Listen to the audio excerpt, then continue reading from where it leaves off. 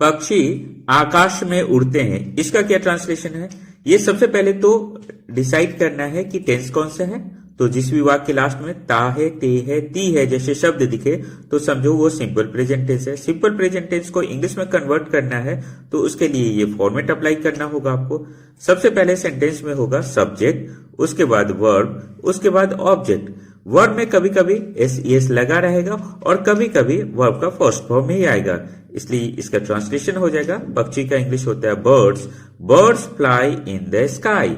Fly verb का first form, चूंकि यहाँ पर प्लूरल है, बर्ड होता है तो फ्लाइज होता है, लेकिन बर्ड्स है तो फ्लाई होगा इन द स्काई। अब आपके लिए ये छोटा सा नोट मैं तैयार किया हूं कि कब वर्ब में एस लगा रहेगा, कब नहीं। जब सब्जेक्ट के रूप में ही, शी, इट या कोई नाम रहे तो वर्ब में एस लगाओगे, और जब सब्जेक्ट के रूप में आई, वी, यू या दे रहे तो वर्ब में एस नहीं ऐड करना है। बिल्कुल इसी फॉर्मेट को मतलब कि सिंपल प्रेजेंट टेंस के हम लोग 4 और वाक्यों प्रैक्टिस कर लेते हैं। छात्र मैदान में दौड़ते हैं, छात्र का इंग्लिश द स्टूडेंट्स होगा। The students run in the field. मछली पानी में तैरती है, the fish swims in the water. गाय खेत में चरती है, the cow grazes in the field. Graze मतलब चरना होता है। बच्चे बगीचे में खेलते हैं, the children play in the garden. कोई कंफ्यूजन अगर है तो आप मुझसे पूछ सकते हो, वैसे मैं बता देता हूं।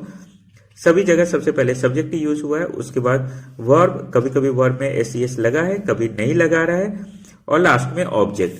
वीडियो के डिस्क्रिप्शन में ट्रांसलेशन की एक बहुत ही अच्छी बुक की मैं लिंक दे दिया हूं, चाहो तो परचेज कर लेना।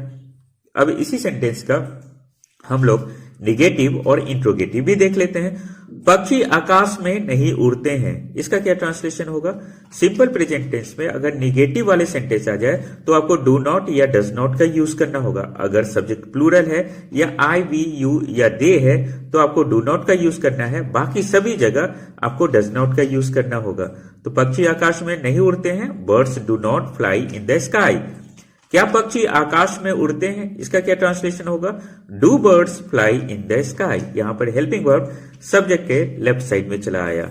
अब आपके लिए एक टेस्ट है, वह राज की बात जानता है, इसका क्या ट्रांसलेशन होगा? 2 ऑप्शन है, ही नो द सीक्रेट या ही नोज द सीक्रेट। दोनों में से कौन सा करेक्ट है आप बताओगे कमेंट सेक्शन में। चैनल पे नए हो तो सब्सक्राइब कर लो, वीडियो को भी लाइक कर लो, क्योंकि इस चैनल पे आपको बेसिक लेवल के ट्रांसलेशन और वर्ड मीनिंग के वीडियोस मिल जाएंगे।